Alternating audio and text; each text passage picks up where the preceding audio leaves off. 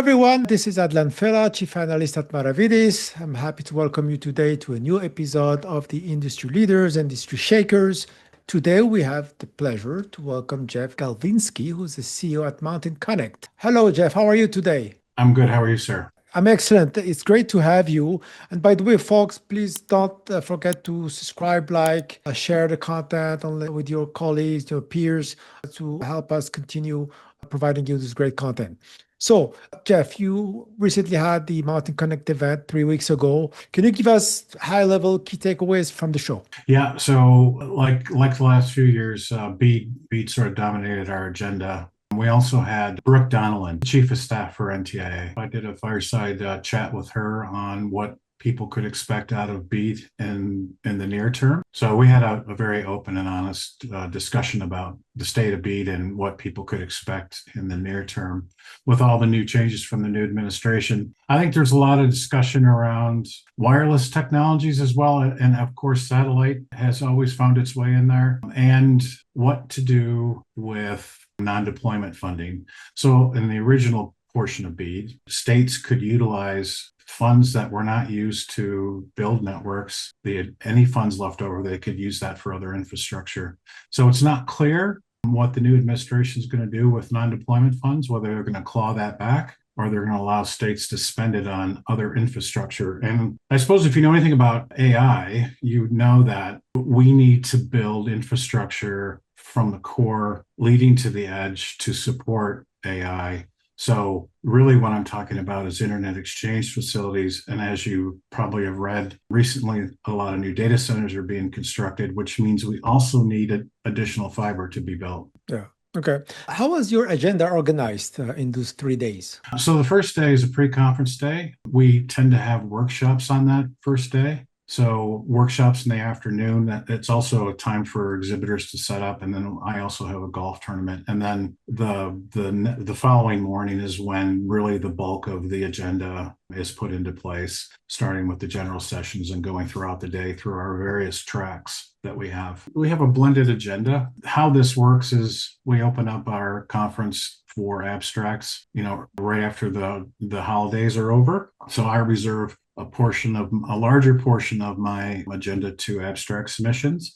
And then I save a certain percentage for sponsors. And then there are a few sessions which I personally inject into the agenda that I think are important. So. Okay. I've never been to one of your events. Can you tell us how big is it, how many people, and who are the people that most are likely to benefit from attending future events? So I own the country's last independent broadband conference. So it was 11 years old this year. We started out with 90 people and we had close to 1,200 this year. So congratulations. It's grown quite a bit. It started out as a region within a region conference. So it was a conference focused on the western slope of Colorado only. So when I took it over, I expanded it to include the entire state, then the western region, and now it's considered one of the best national shows in the United States. And we have a very diverse audience. It's because I focus from the core to the edge, and I'm technology agnostic. I have data center folks, I have long haul providers as well as builders, the industry itself at large,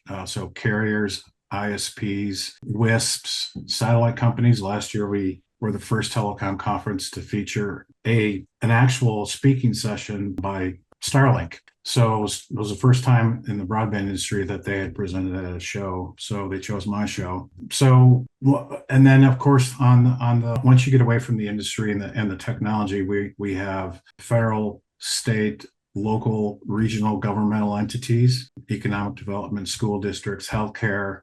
So we cover a real diverse audience at Mountain Connect. Okay, it's great. And congratulations Thank you for the success.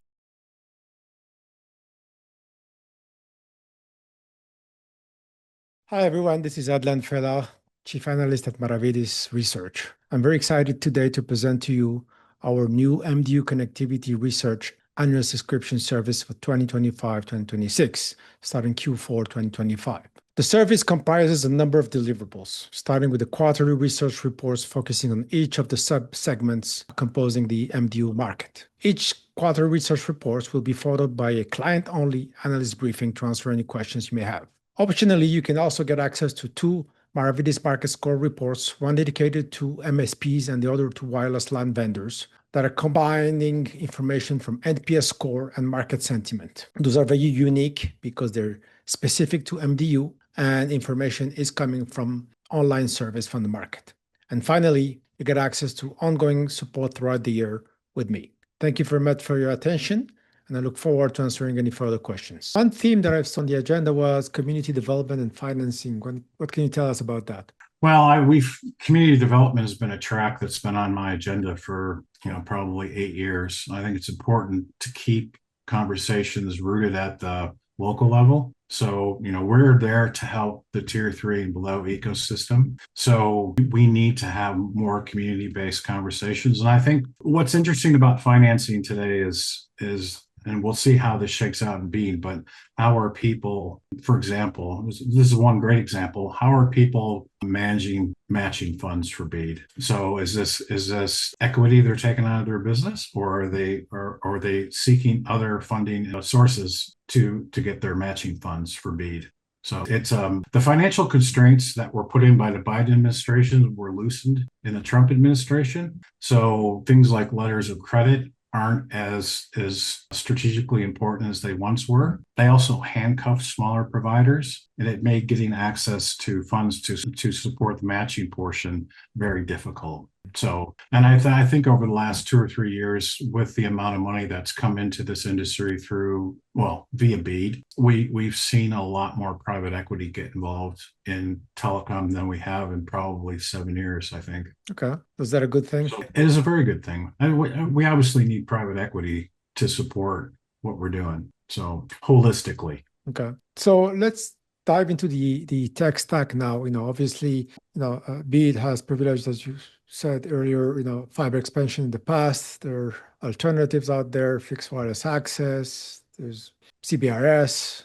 There is 6 gigahertz Wi-Fi for outdoor as well. What has been discussed at the show, and where do you think this is going? Well, of course, as I said earlier, I'm a big supporter of being agnostic in terms of technology delivering broadband. And so I always have a place for wireless technologies on my agenda. And so I think for the last, it's really interesting to look at the wireless industry, because on one hand, you have traditional fixed wireless, and then on the other hand, you have mobile fixed wireless. And if you've paid any attention to the cable industry over the last 2 or 3 years, you would have noted that mobile fixed wireless has actually taken a lot of market share away from traditional cable companies. And so it is a viable solution. And I think the last couple of years, the struggle we've had with wireless conversations at the conference has been the fact that it wasn't considered a priority for BEAD, but now it is. And so, those WISPs out there who are now interested in applying for BEAD, now they have an opportunity that wasn't afforded them before. And so I'm telling this because I think we're starting to see more wireless dialogue in this industry as it relates to BEAD, because I do think it has a place.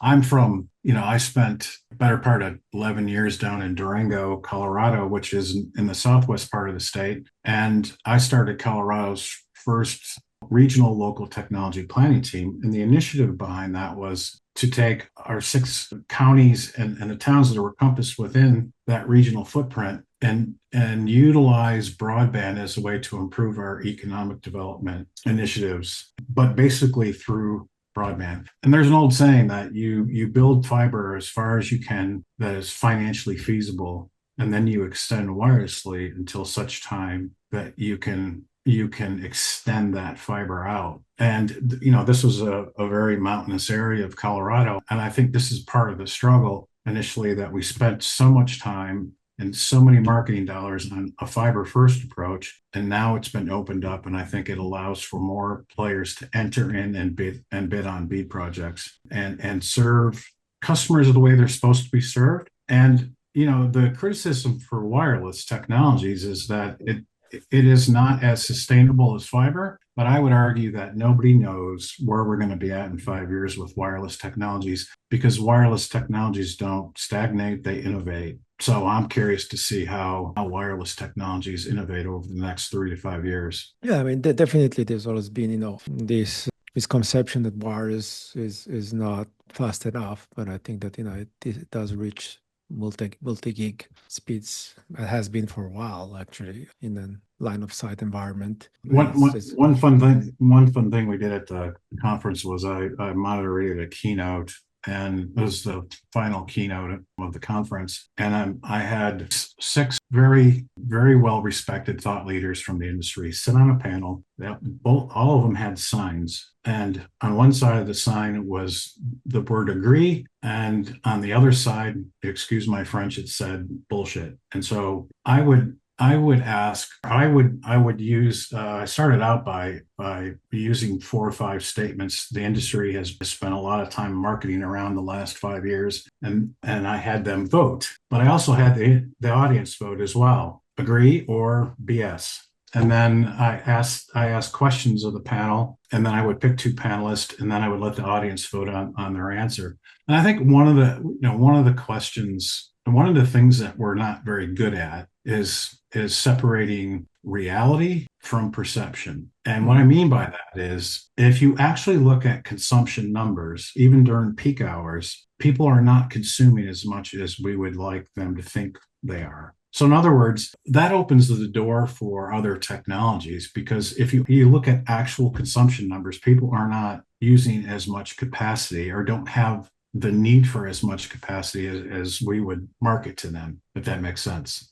Yeah, I mean, it's always risky to predict what the actual usage is going to be.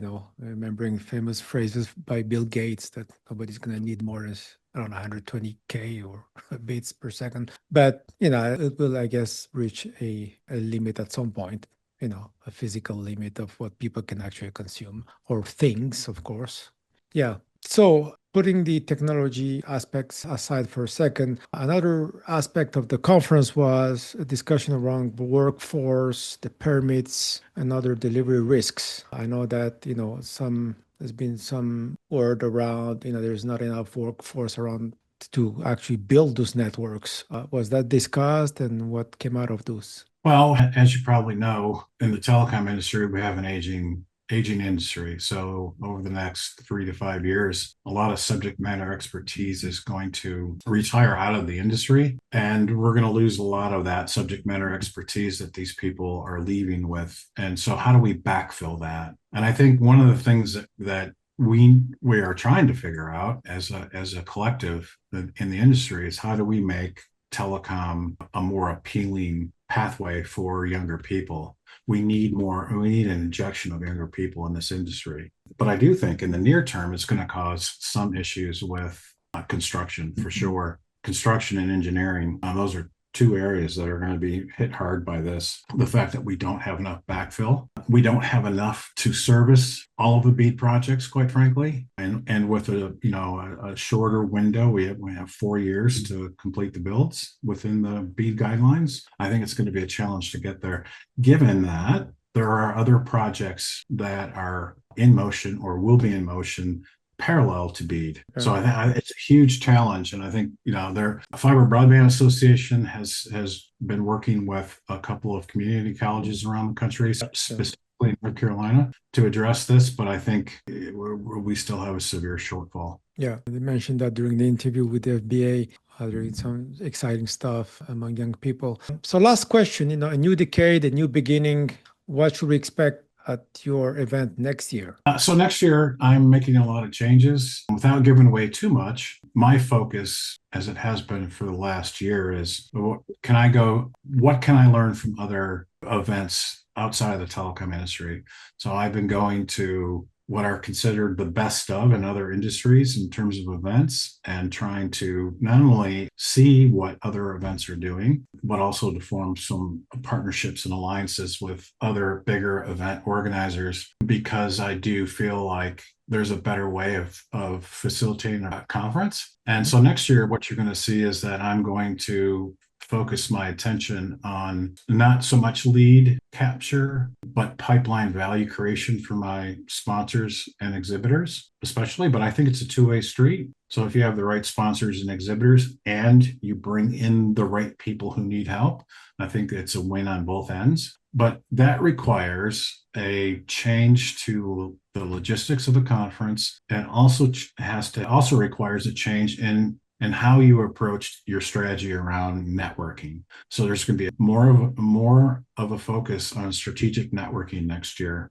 And as we get, if you're interested in what I'm specifically going to do, I'm happy to hop on or meet with you prior to the show next year to let you know specifically what I'm doing. But I think you're going to see we're going to do some things next year that have not been done in the telecom industry yet. Okay, well, sounds exciting and intriguing. So until then, thanks very much, Jeff, for your time today, for sharing your insights about the event. And that would be all, folks. It's a wrap today. Until next episode. Thank you very much. Thank you.